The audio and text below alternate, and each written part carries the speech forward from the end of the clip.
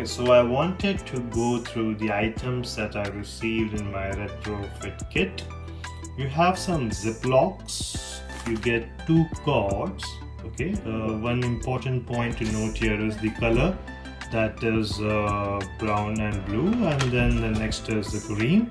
So the manual actually talks about which color needs to go on which side. This is something which we need to be a bit careful during installation. Okay, so I think this part goes into your hub, that would be your box, black box, and the other part goes into your screen, or the main component on the dashboard. They are also providing you with some buffer stickers. So this will basically, I believe, help in reducing noise that may be caused due to the wiring. So you will be using these stickers on your wire. Maybe at the end I will show you the final result after I have put everything. And this is your actual main unit. Yeah, it is somewhat pretty much similar to what we have already in the car, but I think it has additional plug points is my assumption, but that we will come to know when we replace it. So yeah, that's pretty much it. Main is the diagram that we need to be a bit careful that we are assigning the correct wires on the correct socket, and let's see how it goes.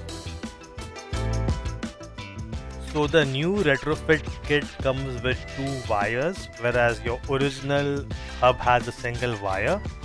I will start by first removing all the USB and memory card that I have inserted in the hub.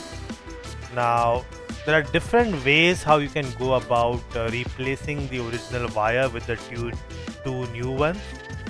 Ideally, it starts from here, okay, and it goes all the way from the center to your screen. So ideally you should be removing all of the central components to help the wire pass through. What I plan to do is make it come out from the side. Okay, so I would be removing the cabin, and I'm planning to bring it from the right side of my car. Let's start by pushing the hub a bit in front. This will expose the three connecting wires that it has. Okay, we need to remove all the three wires to be able to pull this thing up.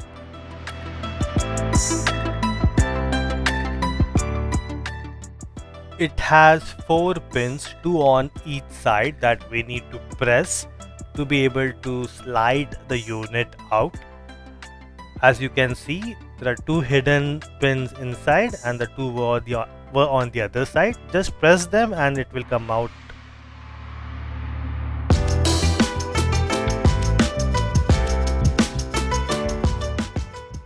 A comparison between the old and the new hub. The new hub has 2 additional sockets as compared to the old one, and these are the sockets where we would be inserting the new wire. Okay, so now what I have done is I have taken the new hub and inserted it in the panel. Now I'm going to sort of show you the wiring. So I took the tape which I received and I've covered the old wire. Okay, and I'm going to use a rope. So one end of the rope I have pulled on this side. Okay, this is one end of the rope, and I have taken the other end of the rope and pulled it out from the bottom near the seat. This is something which I'm going to use to pull the wire down the process, but just showing you. Now I've also removed the glove box so that I can access the wire. Okay, next step would be to remove these 2 panels, and then we'll go for the screen. This is how it looks once you have removed the first panel. It's very easy to remove and you do not need to force yourself. Just keep in mind the starter button, so it has a wiring, a pin. While removing, press the pin and do not pull the wire. Okay, and that is the only thing which you need to keep in mind. Next step would be to remove the above panel.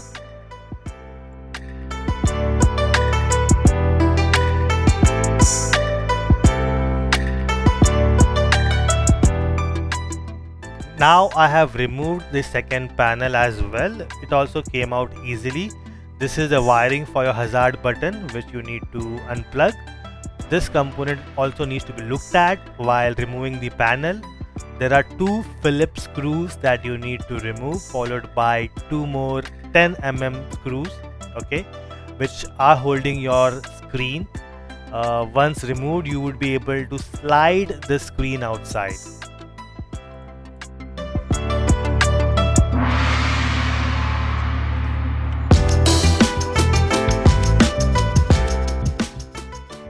Once the screws are removed, you should be able to slide the screen out and access the wiring behind. That is the wire which we would be replacing, and this needs to be unplugged to be able to reach it. This side is something which you need to be a bit careful when sliding the display out. Don't forget to use a cloth, okay, because you don't want any unwanted scratches on your dashboard, because that part is going to touch. Now I will move on to the wiring side as to how to go about putting the new wire. I am taking the new wire and pushing it from the left side of the glove box all the way to the top. So I'm using the left side and I push the wire to the top so that I can access it from above and then insert it into the display unit. Okay, so here I pulled it out. These are the two new wires which would be going inside your display unit. Follow the manual to insert the correct color wire in the correct socket. Then you will slide the display back and put the 10 mm screws again and the two Phillips screws as well. Now you will start putting both the panels again, and don't forget to put the wires for your hazard button as well as your start button back.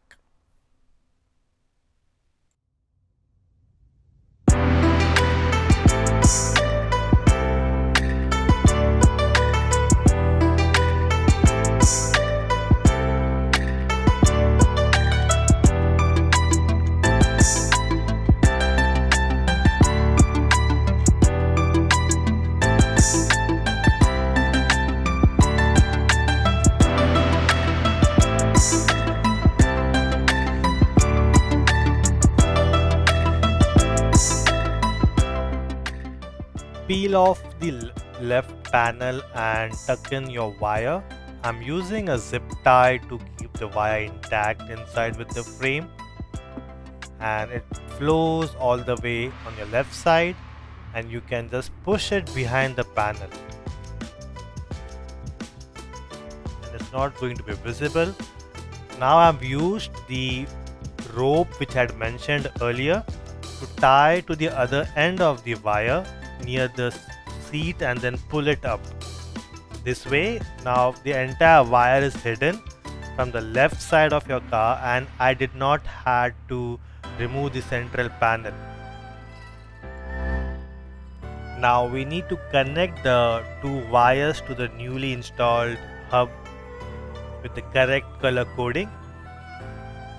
Once that's done, let's go ahead and start our car to see if the system is able to detect the new hub.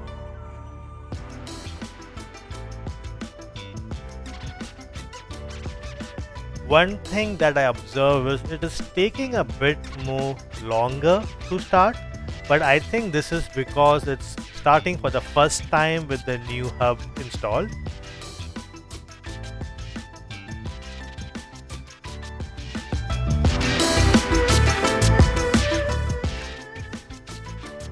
Okay, system is up.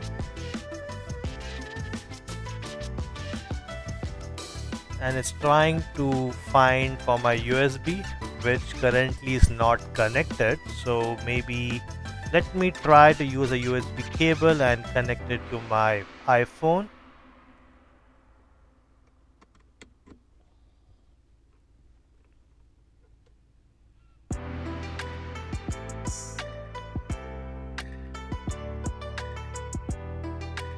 And yes, the Apple CarPlay is detected, and I'll just go and agree, and let's see if it starts up and is displayed on the screen.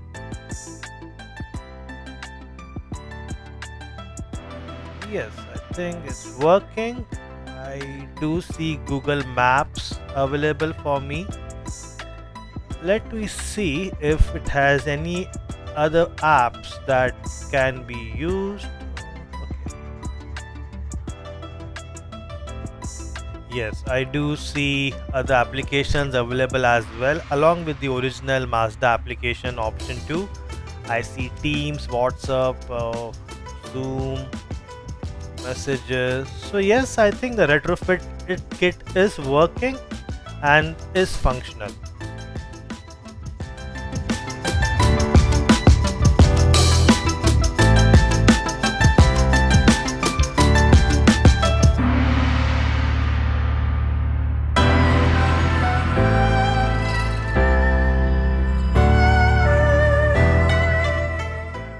The original navigation is also functional, and I can see that the original applications from Mazda are also accessible with the new retrofit kit.